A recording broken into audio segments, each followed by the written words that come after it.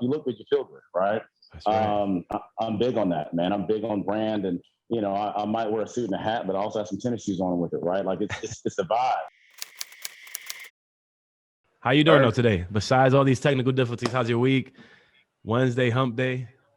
Man, brother, I love life, man. So it's all good. The rain. It's raining here in Houston. It's real overcast, all the above. I mean, it's just everything is without the challenges, man, it wouldn't be fun. You know what I mean? Like think Yes, about it, I like do. where Yes, your life would be with like if you didn't have some bumps in the road, it'd be boring as all out, man. I can't cuss on this podcast, right? So I can't say it's yes, gonna you be boring can, as shit. man. Yes, you Oh, we can, could. boy. This Okay, is you all can say whatever you right. want, my brother. Sounds good. What about All your y'all, man? Everything good? confessions, man. We want it all, man. Bring it all on, man. Come on, tell us everything. Don't worry about it. I'm gonna since I'm cussing, I'm gonna And if you close got, this. and by the way, man, feel free to say whatever you need to say, because if you at the end of it, we can edit all. We can edit it. Don't worry, we're not live, Okay, so we could just that'll work. jam freely, brother. That'll work, man. All right, cool. I'm good to go, man. When y'all are, man. But yeah, thank you for the opportunity, man. I'm looking forward to it. I check you guys out. Y'all get it. Y'all get in the trenches, man. So usually it's like talking about the easy breezy stuff. I was like, let's get in the trenches, man. I like it. Let's go. Yes, yes, yes, yes, yes. So cool. So, Jay. So first thing we do to get it started is we go through this little rapid fire list of questions just to get the juices flowing. I mean, it doesn't feel like we even need it, but just to get it a little popping. Let's go through this real quick. I'm gonna ask you a few questions. Cool. So check this out. So, boom. Favorite season? Spring, spring, yeah, You said spring. Okay. spring. Yes. Okay. Cool. Favorite league? Sports league? Ooh, it was NFL, man, but yeah, things have changed for me on that. I Yeah, I could agree with yeah. that. It's Not double to get dip. political early, but yeah. So what is it now? Man, I don't really have one, man. I mean, I grew up. Look, I'm a stocky brother, man. I'm built for one sport, maybe rugby. So my legs aren't that strong. So football was my thing, man. But if I had to probably pick another one, I'd probably start looking into soccer, man. Yeah, Soccer. Oh, I love it. Okay, cool. Dope. All right, cool. Now, is double dipping ever acceptable at a party? depends on what you're referring to. When we dip in I'm a the single chip in the guy, bro. guac, man. Huh? never double dip. Even prior to COVID, never double dip, man. Word, You at least got word. to go one end to the other end, you know? This man said whatever. What depends what you're referring to, man. That's a first. That's a first time going places, man. Oh man, I'm come on. gonna give y'all a story that a guy told me a while back, man. Guy goes into a barbershop, sees a dog. He's like, "Hey, man, your dog looks nice." The barber's like, "Yeah, I have a nice dog, whatever case." This guy, says, "Hey, man, can I pet your dog?" The guy said, "Sure, no problem." Reaches down and pets the guy's dog. The dog bites. The dude said, "Hey, man, I thought you said I could pet your dog." He said, "That's not my dog." Moral story, you got to be specific. That's what's up. uh, And that's the better find exactly out. the that's exactly the type of shit that goes down in barbershops, bro. You gotta get you gotta get You got to get specific with specific, these, bro. bro. I almost walked out of there bald once before I stopped him. He was just like, What do you "Listen, think bro." happened to me, bro? You got to specific. It It's seems a that we've bad day at all the barber. it seems that we've all been bit by the lack of meticulousness at the barber, have we? Absolutely. Cool, I cool. So love check it. that out. So what's a better decade? 20s or 30s? Oh, it's all the same to me, man. Black folks is in the same position, bro. So you say like 80s? It don't matter because black don't crack, baby. Breakfast or dinner? Exactly. Wait, were you talking about 20s as far as like 1920s? Look, No, I'm, no, no, no, I'm no, very no, no, no. I'm specific, saying bro. our 20s. Our 20s. When we're in Oh, our okay. 20s or we're in our 30s. Oh, man, that's hard, man. 30s, I think. Yeah. 30s, I had kids 30s, in my 30s. Yeah, I had kids in my 30s. 30s, Okay, man. okay, Yeah. cool. I Breakfast thought or you were talking dinner? about like, yeah. Breakfast all day. All right. Sunrise or sunsets? Sunrise, man. Yeah. Sunrise. Dogs or cats? Dog. Cats are freaking moody. I don't need anything moody that ain't paying rent, bro. Yeah. Ask for permission or beg for forgiveness? Ask for permission. Okay. Are tomatoes a fruit or a vegetable? I think they're a fruit, but I don't mess with them either way. Same. Tupac or Biggie? Oh, it depends on what you're talking about, man. If you're talking about a better somebody that changed the culture of hip hop. Now I'm a hip hop fan, bro. You see, my voice changed and everything. You know what I mean? I was like, Yo, same, we're bro. talking about Same. somebody that changed the culture. Tupac. But when you're talking about lyricists, Biggie. Cool, man. You see, that's how I would answer that. Yeah. And LA. I'm a Pac first dude anyway though. I just like my favorite picture with Pac was him spitting at the camera or spitting at whatever, man. Just Coming like out the that's courtroom. the world type. Oh yeah, bro. I have one of my agents as you've probably seen that video where Pac is like, we was knocking on the door, in civil rights, we was this and that. Now we're banging on the door. coming in now, yeah, that's now we coming in, we busting open. yeah, we busting. Yeah, exactly. Yeah, man. Pac has a lot of great footage, man. I don't know if you you caught the they Biggie also they came out with this City of Lies. Huh? City of Lies. The movie? City of what's that? City of Lies. City of Lies. You didn't see the documentary, bro, that had Biggie's mom in it? Yeah. They just the one that just came out on Netflix that was like one of his boys from the block, right? Yeah. That was dope. I just enjoyed that recently. I was 2 nights ago, man. I was like, all right, I'm gonna work all night till about 4 a.m, and I messed around and put that movie on, and I could not stop watching. I got zero work done.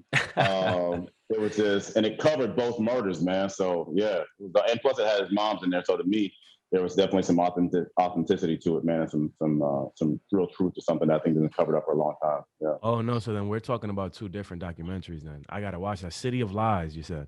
City of Lies, man. It goes over the Biggie murder and basically the LA PD's involvement in all of that. It's deep, man. And Biggie's mom is in it, in a scene, man. And so if his mom is in there, it's about the real deal. It's a trip. Oh, don't try to work while you're watching it though. You ain't gonna get no work done now. Now question. What platform is it on? Apple. You got to go to Apple, and I think I bought it. It was like $14, or the rent is like $6 now. Like, if it's good, I'm gonna want to watch it again later. So yeah, I gotta check that out. All right, cool. One last one. Oh, well, three more. Well, 2 more. Hold on, check this out. LA or Miami? Depends on what I'm doing, man. Miami to party, LA to I love Runyon Canyon, man. I love Runyon Canyon. It's a beautiful spot. If we're talking about a single dude's trip, definitely Miami. I would agree. Jordan or LeBron? Oh, everything is so specific, so it just depends on which. I gotta hit you with it, man. Come on. Golly, I hate this answer, but because his career is complete, I can say Jordan. Cool. Yeah. Cool. Yeah. All right. But as far as impact on the culture, LeBron all day, man. LeBron all day. Wow. It's the same Biggie Pop. You think about it though. LeBron is way more of an activist than Jordan ever was. Jordan had issues as well, but Jordan chose to kind of be behind the scenes and get the bag. LeBron is like, look, I'm that dude. F the bag. I'm gonna get the bag, and I'm gonna speak out for the community. So for sure. When we talk about philanthropic things that an athlete has done, you look at LeBron, man. It's hard to. I'm a community dude, man. So getting the bag is one thing, but and championships, but when you can leave an impact on the culture, then and LeBron's is way past shoes and stats.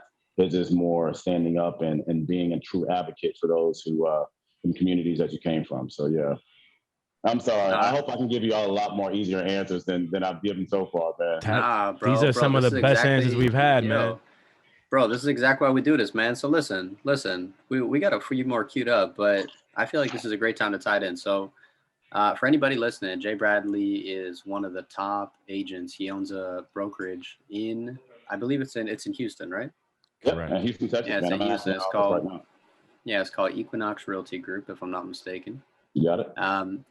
And it is one of the top performing brokerages in Texas, from what I've understood. He's won countless awards. He's been featured on many networks, of which some that stood out was the Oprah Winfrey Network, Forbes, several others. So the question that we have for you is, I and Jesus actually used to be an agent out of New York, believe it or not. So he's really close to real estate. And I grew up in production, doing commercials, and my career started doing it for realtors. The biggest thing I noticed with realtors, I'm from Canada, by the way. The biggest thing that I noticed with realtors was that a lot of them saw it as a means to an end, and they would do it, come get their bag, and then go do something else. And while there's nothing wrong with that, the most successful, happy, and fulfilled ones were the ones that I saw doing it as an ends to a means. Yeah. And when Jesus and I were looking into what you were doing and prepping for this, we really felt that your heart was in this. And I wanted to know, how have you managed to lead with purpose in an area and an industry where so many don't? Man, you went deep fast. That's like going straight to the deep end of the pool. I love it, man. That wasn't a segue, man. That was a destination. Hell Um, yeah. Just like so, you, man. Just like you, brother. man, there's actually a couple questions in there. So for me, it's a legacy thing. My father is a real estate guy. He did it on a commercial level, and for a big oil company and picking out sites. And I grew up like listening to him be passionate about work. And then when it came time for me to figure out, hey, mom and dad, what do I want? You know, what should I do in life? And looking for those guidance, the guidance that they gave me was go find something that you love to do. Be passionate about it. Don't just do a job. I think long as are forgotten are the days where we have to go work at the factory or this and that to produce income. There's tons of different avenues out there that you can create income. And so I wanted to do something that I was going to be passionate about. And even when I was in school, kept changing my major. My mom was like, just freaking graduate. I was like, nah, I haven't found that thing that I'm passionate about yet, you know? And so for me, it's definitely one of those where like it's a passion thing, man. And now I've gotten it's different things at different levels. So now I'm able to do things and buy properties in certain areas that affect change in the community. We took something that was a pawn shop it was actually the oldest pawn shop in America at one point, and we took that and made it a gym in the middle of Third Ward in Houston, Texas. And so I just got through doing a big water thing, which we'll probably talk about a little later.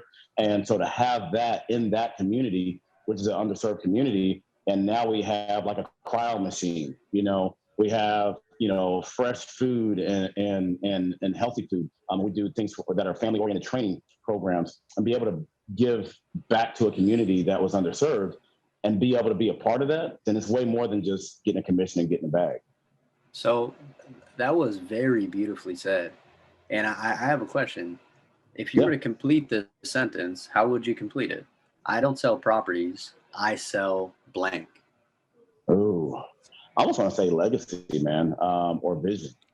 Yeah, yeah. And what is it? What kind of legacy do you want to leave behind? What kind of vision do you see in front of you? I think for a lot of agents, that's exactly right. They get in this as we're going to make a commission because it's good money. But when It's you, great money. For anybody listening, being an agent is one of the biggest bags you could make as like a salesperson and somebody who's very highly effective. But I love your take on it, brother. I love your take on it. So please continue. yeah, so it's just, if you can make money doing anything.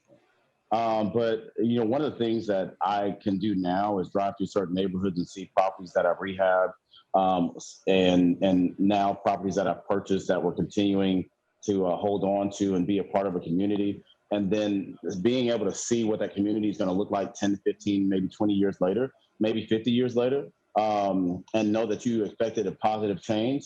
And I look. Hopefully, I'll be that granddad one day. And it's like, hey, I remember back when this was a pawn shop and we turned it into this, and then this was a liquor store and we turned it into a bookstore, and those type of things that usually in these communities you see things that aren't necessarily improving the communities but are businesses in the communities, and a lot of times the business owners don't look like the people that are in the community. Well, Yep. so to be able to do something like that from a perspective and actually have a not just a financial gain and interest in the community, but also to go in and say, hey, here's what's going to be great for the community in the future. It's beautiful for me, man. So that's happiness. That's waking up. It's cool to wake up with some zeros in a bank account with some commas in front of them, whatever case is, but and hopefully behind them, right? But the bigger piece is to wake up and say, man, I did good yesterday. I feel like that's what God intends for all of us to do, and that's why when you ask me, sunset or sunrise, man, because it represents an opportunity. That's right. A new day.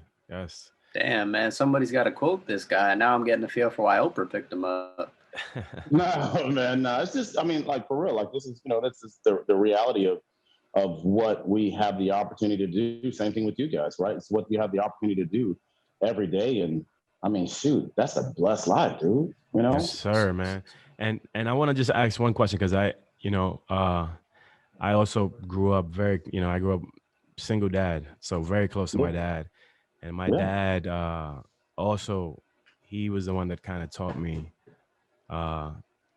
like loving your craft and like He's the kind of person he would skip lunch, he would work every single day, Saturday, Sunday, it didn't matter. To Monday, he would wake up, he didn't dread Mondays. He would wake up at 4 a.m, 5 a.m, pray, make his breakfast, go to work, So that's what and you mentioned that your dad was a very big influence. So but I wanted to ask, is there another moment in your childhood or anything, as a teenager, whatever, that you can attribute your sense of community to as well, your sense of leadership? Um, as far as childhood, not that I can think of. You know what? No.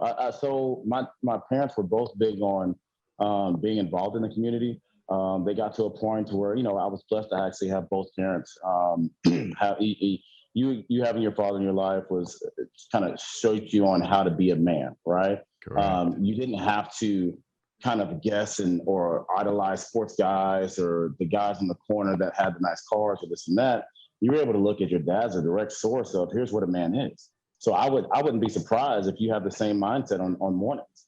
I wouldn't be Mhm. surprised if you look at Mondays the same, because he actually, not only is in your DNA, but it was giving to you on a daily basis. And so it's the same thing for me. So seeing my parents, on Sunday mornings, both of them sang in the choir and they would have duets together. My dad did Bible study. My mom, helped underprivileged women, like women that were going through things and were in shelters. And she would go there and she's a hairstylist. And so she would go there and do their hair, and, give clothes and those type of things, and help being a part of somebody's, success. Like they're starting over. And here's, one of the things is, if you feel good, if you look good, you feel good. Right. That's right. I'm big on that, man. I'm big on brand, and I might wear a suit and a hat, but I also have some tennis shoes on with it, right? Like it's a vibe. I might have some all black jeans on with some J's on. It's whatever the energy is. And so seeing her give women that power back, to look beautiful, even if you are staying in a shelter. To see my dad get up on Wow, that's early, and powerful. he would leave us, and we would go to Sunday school go to church with my mom, but he would leave an hour and a half earlier, an hour early, and do Sunday school. Even though he was missing out on riding with his family to church, that was important to him. And so, who am I to slap that legacy like a Matumbo, no, no, no, and and slap it down and be like, nah, I'm just gonna be by myself and get the bag. Nah, man, not Nah, that way. man. And I'm sure that like I didn't spend too much time as a realtor. I did it right after like working at a big bank. I realized that I definitely didn't want to work in the corporate All right. world. Wasn't my thing. Um, and one of the things that I realized early on was that real estate is one of the best jobs if you're uh someone that loves the community, because that's the best. Yeah. That's the key to being successful, is becoming the the person that the community trusts, Yeah. that the community can count on and rely on. So building relationships and just doing things for people was definitely the thing that I saw that gave me the most success. Yeah. Um, so by the way, But you were smart enough to get out of it early. I'm not. no, believe it or man, look, I'll tell you this. So full disclosure, right? So 6 months ago, had you asked me 6 months ago if I was going to be, by the way, I'm in Austin, Texas. That's dope. I love Austin. Oh, I love Austin. Oh, okay. So I want you to come. You got to come out here and hang out, man. You got to That's my come out here. spot, man. I was out there about 3 weeks ago, and I have my favorite hotel I go to. They have a dope Sunday kind of pool party. So whenever I want to kind of like just get away for a Which second, it's a which 2 hour one? drive. Zanzibar?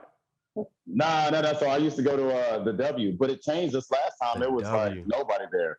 But the W, man, they have the library downstairs, so you can kind of turn up, and then Oh, Sunday, the and then I W. just Oh, yeah, yeah, yeah, yeah. By the way, that yeah, was yeah, the only yeah. place that had power during the snowpocalypse that I was able to go to and work in the mornings and Oh, stuff. that's dope. That's dope. Yeah, yeah. But I love. Yeah, yeah. Cool.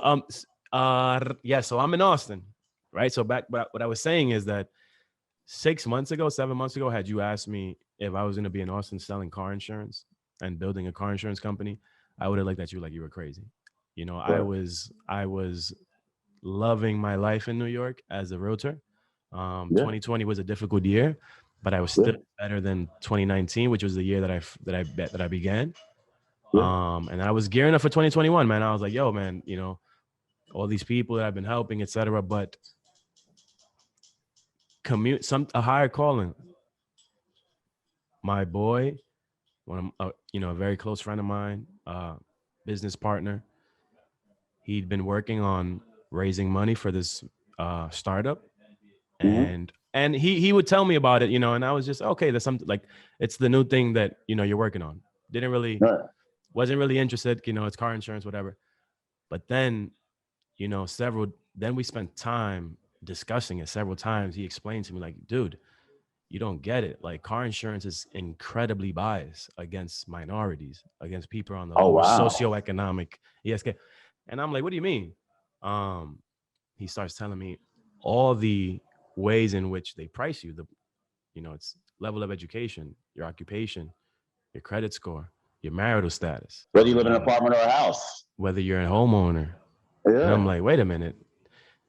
So, and he's like, we have the technology, we have the data, it's going to be hard, but we could build this company and change things, have tremendous impact on the community because we're going to our target customers is the people that we grew up, it's people like us. Right. And the reason why I got into real estate, to kind of go back, was that John and I invested in real estate together because we learned the power, right? The Right. vehicle that it is to build wealth.